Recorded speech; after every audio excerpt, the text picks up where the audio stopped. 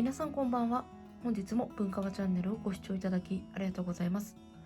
今日はこちらに出ているアラスカレザーについてお話ししたいと思います。よければ最後までご視聴ください。こちらがアラスカレザーのラズベリーという色味です。この間開催されたプロッターの名古屋のポップアップで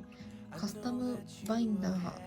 として登場したレザーになります。自分で革の色、そしてバックプレート、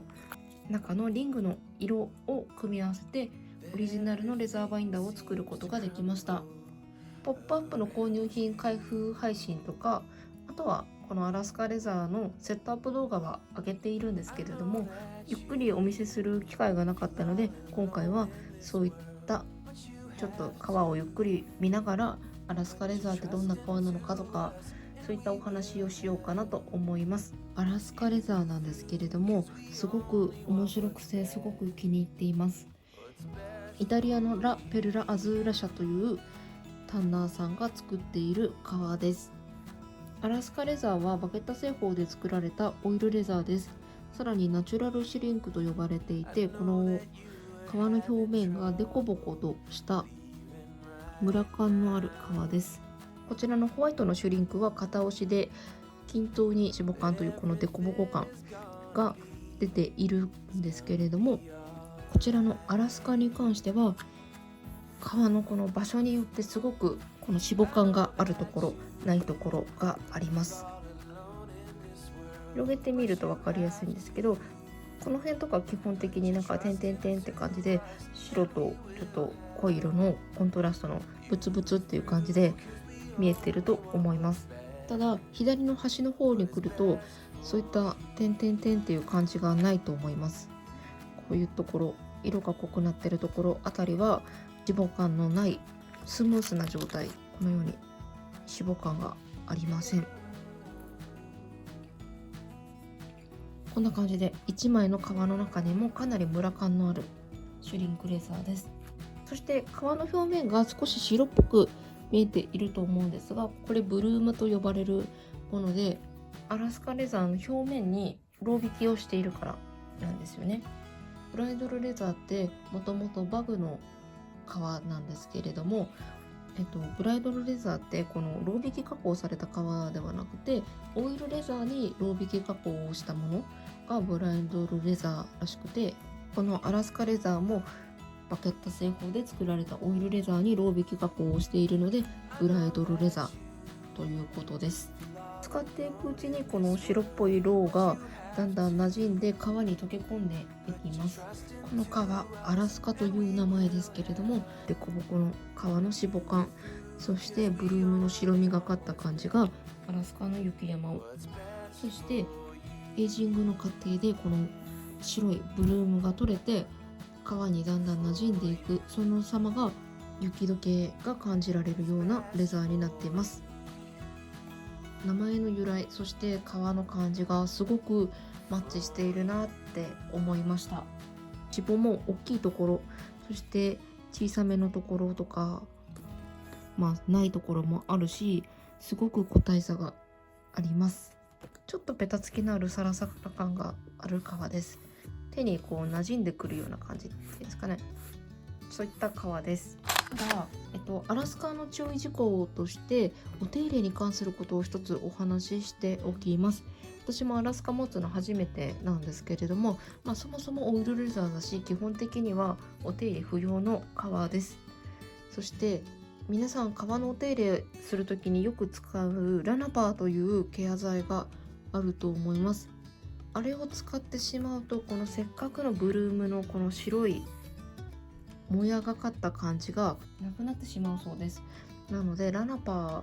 ーを使ってのお手入れは控えた方がいいみたいです。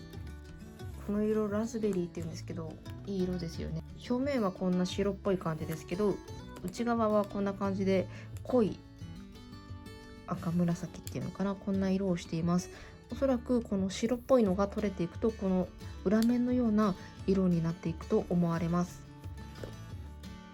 いい色ですよね。どちらもシルクスクリーンも相変わらず美しいです。今回ここに定番化してくれって書いたんですけれども、めちゃくちゃ気に入りました。プロッターさんのこのコラボの前からアラスカレザーがすごい興味があったんです。今気になっている革のブランドさんとかでアラスカレザーのアイテムとかがあったりして、もともとアラスカレザーにすごい興味があって気になっているタイミングで、今回プロッターさんがアラスカレザー出したので、私はお迎えしたんですけれども、その見た目の可愛さとか、そのエイジングの過程とか、そういったものは調べればある程度わかるじゃないですか。でも今回実際に自分で手に取って知ったのが匂いの良さです。この匂いが抜群にずば抜けていいです。皆さん革物を取り扱っているお店とかに足を運んだこととかあると思うんですけれども、その時にやっぱり革物がこうギュッと集まると独特な香りがありますよね。あの匂いが好きっていう方もいれば苦手っていう方もいらっしゃると思います。私はどちらかというとあの匂いがあまり得意なタイプではないんですね。で例えばここら辺に出した革とかで、このテンペスティは割と無臭に近い感じで、そこまで匂いが強くないです。でもこの辺の革たちとかっていうのは結構匂いを嗅いだ時、単体だったら許容範囲のぐらいの匂いなんですけれども、これがもっと何十個何百個とこう同じ空間にバッと集まって、調子があんまり良くない時に行くと気持ち悪くなっちゃうなっていう感じの匂い系なんですよね。いかにも革ですっていう香りです。アラスカに関してはそういった革独特の嫌な香りが全くなくて、むしろいい香りです。もちろん香りの好みはいろいろあると思うんですけれども、私はすごく好きな香りです。匂いを例えるとお茶だと思っています。紅茶じゃなくて緑茶系の香りで、なんかどちらかというと飲む方のお茶というよりも化粧水とかハンドクリームとかそういったちょっと加工された方の緑茶、グリーンティーの香りに近くて、癒し系の匂いがします。本当にすごくいい匂いで、こうふわっと香ってくるし、もちろんクンクンしてもきつくないし、私はすごく好きな香りで、アラスカこう撫でていると手にも香りが移るんですよね。その手をこうクンクン嗅いだだけでももう幸せな香りに包まれます。なのでこのアラスカをお迎えしてからこの革ですごく癒されています。こんなにも匂いのいい革があるなんて私は知りませんでした。色も可愛いし匂いもいいしって言ったらもう最高じゃないですか。でエイジングもするし楽しい。ちなみにこちらのブライドルレザーに関しては特に香りとかはあまりないです。なのでこのブライドルのこの色も素敵だけど、このアラスカのこの色、そして匂い、これもう本当に最強です。本当にだからこれが定番化したらもうこれまた買いたい。今回は予算の都合上この1冊しかアラスカは購入していないんですけれども、これがもし定番化されたら他のやつももちろん買いたいって思います。定番化しないかなとか、買える機会また来ないかななんて思って楽しみにしています。こちらは4月から本格的に使い始めるので、エイジングとかはこれからの楽しみなので、またちょこちょこ動画に上げていこうと思います。というわけで今日はアラスカレザーについてお話ししてみました。最後までご視聴ありがとうございました。また次の投稿をお楽しみに。